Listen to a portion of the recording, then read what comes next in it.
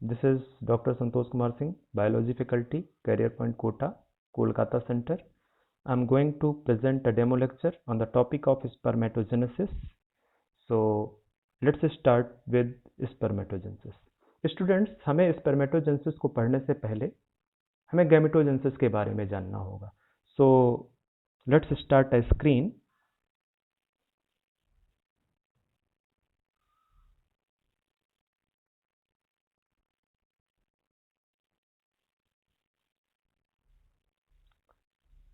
Now you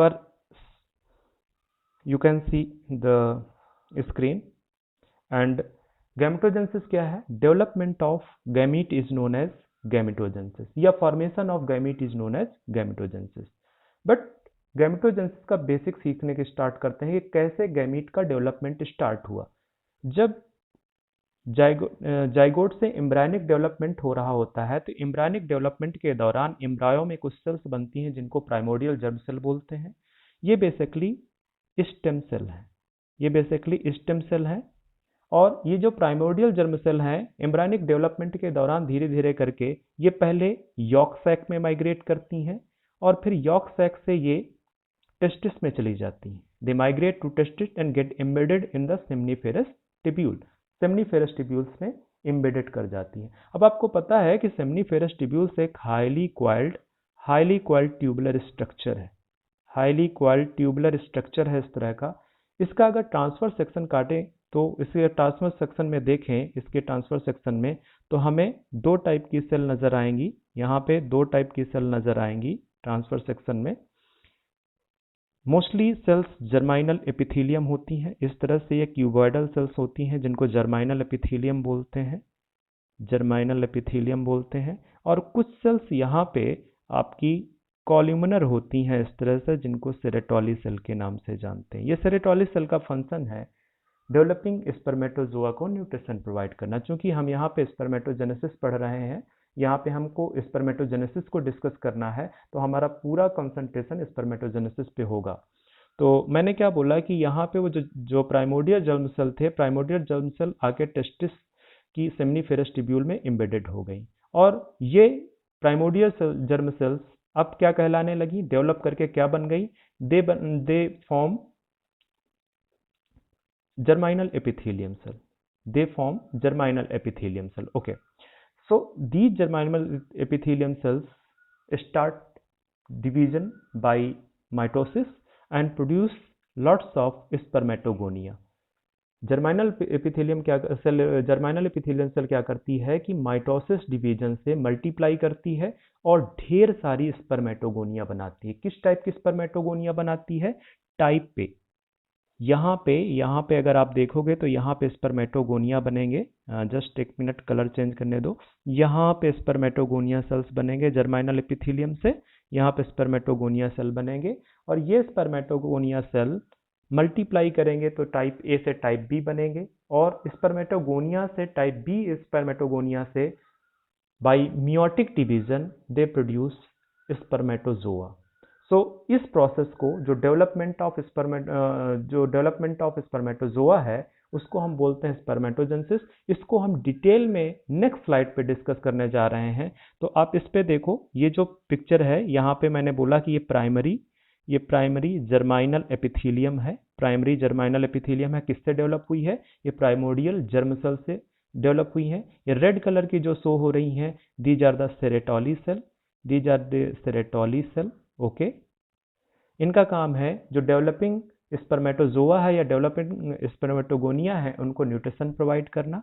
तो मैंने इसको टेस्टिस में जो सेमनीफेरस ट्यूब्यूल्स है उसका ट्रांसफर सेक्शन में आपको दिखा दिया कि ये किस तरह से जो प्राइमोर्डियल जर्म सेल थी वो किस तरह से पहले प्राइमरी जर्मिनल एपिथेलियम में चेंज होती है.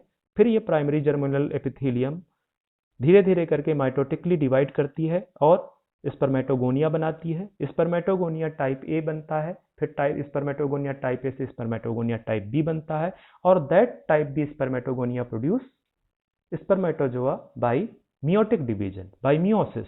सो आगे हम देखते हैं स्पर्मेटोजेनेसिस की पूरी प्रोसीजर. Just a minute.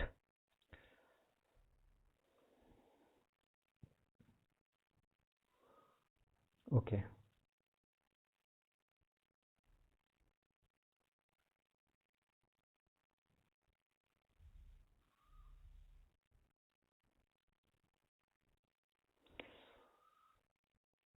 तो आपके स्क्रीन पे ये स्पर्मेटोजेनेसिस की प्रोसीजर है। पहले स्पर्मेटोजेनेसिस को डिफाइन करते हैं। डिफाइन क्या करना है, जैसे formation of gamete is known as gametogenesis, चूंकि स्पर्म एक गैमीट है। In the same way development of spermatozoa और formation of spermatozoa is known as spermatogenesis. The formation or development of spermatozoa is known as spermatogenesis. Now, this spermatogenesis occur in three phases. This spermatogenesis occur in three phases. First one is multiplication, second one is growth, third one is the maturation. Three phases हैं, multiplication, growth and maturation. Spermatogenesis की जो process है वो three phases पे complete होती है।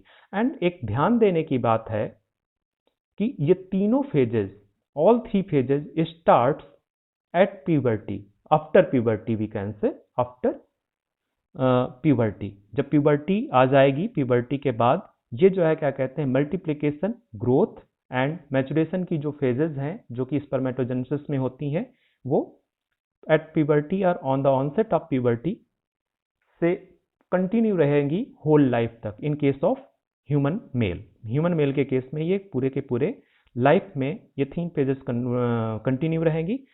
सो let's start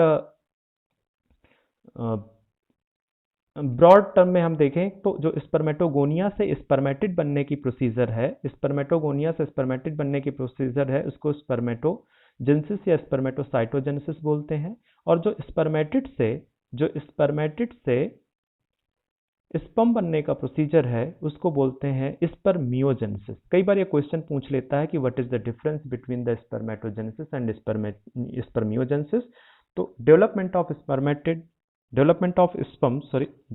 sperm from the spermatid is known as spermiogenesis and development of spermatid from the spermatogonia is known as spermatogenesis. Okay, so let's share another screen.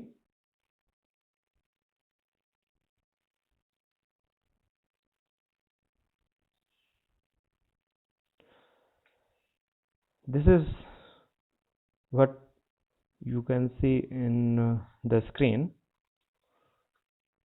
This is the spermatogonia type A. ये spermatogonia type ए कहाँ पे develop हुई, जो कि अभी मैंने आपको picture में दिखाया था कि प्राइमोडियल जर्म सेल जो थी वो सेरेटोली सेल पे, सेमिनिफेरस ट्यूब्यूल्स पे आके प्राइमरी जर्मिनल एपिथेलियम में डेवलप हो गई और प्राइमरी जर्मिनल एपिथेलियम से स्पर्मेटोगोनिया बनी। कौन सी स्पर्मेटोगोनिया बनी? टाइप ए बनी। इनमें माइटोसिस हुआ, मल्टीपल डिवीजन हुए, मल्टीप्लिकेशन हुआ माइटोसिस से और मेनी स्पर्मेटोगोनिया बन गई। अब now these spermatogonia is known as type B. Spermatogonia से टाइप बी स्पर्मेटोगोनिया बनी टाइप ए से। नाउ जो स्पर्मेटोगोनिया बनी थी उन्होंने अपना साइज इंक्रीज किया। यहाँ पे सपोज करो मैं इनको पिक्चर से रिप्रेजेंट करूँ तो यहाँ पे जो टाइप ए थी, टाइप ए से टाइप बी बनी और टाइप बी स्पर्मेटोगोनिया से ग्रोथ स्टार्ट हुआ, इसमें ग्रोथ हुआ और ग्रोथ करके प्राइमरी स्पर्मेटोसाइट बना। अभी तक हमारा मियोसिस डिवीजन नहीं आया है। ये जो भी डिवीजन हुआ है अभी माइटोसिस हुआ है। माइटोसिस होने के बाद चूंकि सेल को अब मियोटिक डिवीजन पे जाना है, सेल को मियोटिक डिवीजन में जाना है, इसलिए सेल ने ग्रो किया और अब वही एक स्पेशल सेल या लार्ज साइज स्पर्मेटोगोनिया जो टाइप बी थी वो क्या कहलाने लगी? वो कहलाने लगी प्राइमरी स्पर्मेटोसाइट। तो फर्स्ट फेज आपका मल्टीप्लिकेशन है, सेकेंड फेज आपका ग्रोथ है, जिससे स्पर्मेटोगोनिया टाइप बी किसमें कन्वर्ट हो गई? पर प्राइमरी स्पर्मेटोसाइट पे कन्वर्ट हो गई। नाउ प्राइमरी स्पर्मेटोसाइट जो है अब इसमें क्या होगा? इसमें मैचुरेशन का फेज आएगा। मल्टीप्लिकेशन के बाद कौन सा फेज आएगा? मैचुरेशन का फेज आएगा। मैचुरेशन के फेज में क्या होना है? मियोसिस होना है। तो आपको पता है, हमने पहले भी पढ़ रखा है कि मियोसिस में दो फेज होते हैं, meiosis 1 and meiosis 2। So meiosis 1 actually reductional division है। तो प्राइमरी स्पर्मेटोसाइट जो है, प्राइमरी स्पर्मेटोसाइट जो कि लार्ज साइज की स्पर्मेटोगोनिया टाइप बी है, उसमें मियोसिस 1 हुआ और उस मियोसिस 1 होने से दो टाइप कि स्पर्मेटोसाइट बनी, दो सेकेंडरी स्पर्मेटोसाइट बनी बेसिकली।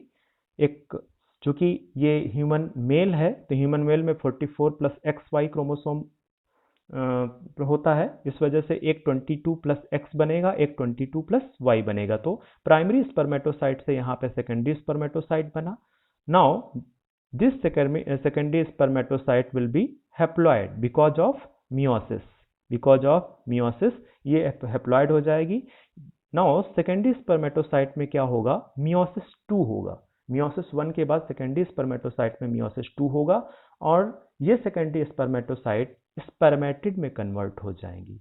ये भी हैप्लॉइड स्ट्रक्चर है, तो स्पर्मेटिड बन गई। अब ये स्पर्मेटिड क्या करेंगी, इनमें स्ट्रक्चरल चेंज आएगा, स्पर्मेटिड में स्ट्रक्चरल चेंज आएगा और वो स्ट्रक्चरल चेंज स्पर्मेटिड को कन्वर्ट कर देगा स्पर्मेटोजोआ में। स्पर्मेटिड आपकी ओवल, इस तरह से स्फेरिकल और ओवल स्ट्रक्चर है, जबकि स्पर्मेटोजोआ आप देख रहे हो ये इलोंगेटेड स्ट्रक्चर है। तो ये स्ट्रक्चरल चेंज जो आते हैं उससे स्पर्मेटिड स्पर्मेटोजोआ में कन्वर्ट हो जाता है। बहुत ढेर सारे चेंज आते हैं। कैसे चेंजेस हैं, लाइक स्पर्म में टेल, स्पर्मेटिड में टेल नहीं होता है और स्पर्मेटोजोआ में टेल प्रेजेंट होता है, तो डेवलपमेंट ऑफ टेल होता है। इसके बाद जो स्पर्म का, अगर यहाँ पे मैं स्पर्म का पिक्चर बना दूं तो यहाँ पे जो उसका हेड है, this is the head region actually. और हेड में एक एंजाइमेटिक ऑर्गन प्रेजेंट होता है, जिसको बोलते हैं, एक एंजाइमेटिक ऑर्गेनेल प्रेजेंट होता है बेसिकली, जिसको एक्रोसोम बोलते हैं, जो कि हेड के टॉप पोर्शन पे प्रेजेंट होता है।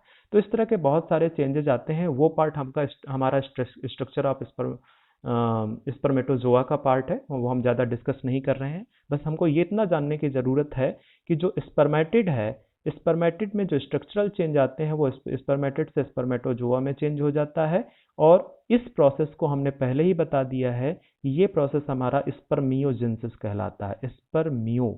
स्पर्मियोजेनेसिस कहलाता है। जस्ट अ मिनट, मेरे पास स्पेस नहीं है, मैं यहाँ पे लिखूंगा कि ये प्रोसेस हमारा स्पर्मियोजेनेसिस कहलाता है। ये भी क्वेश्चन कई बार एग्जाम में पूछा गया है।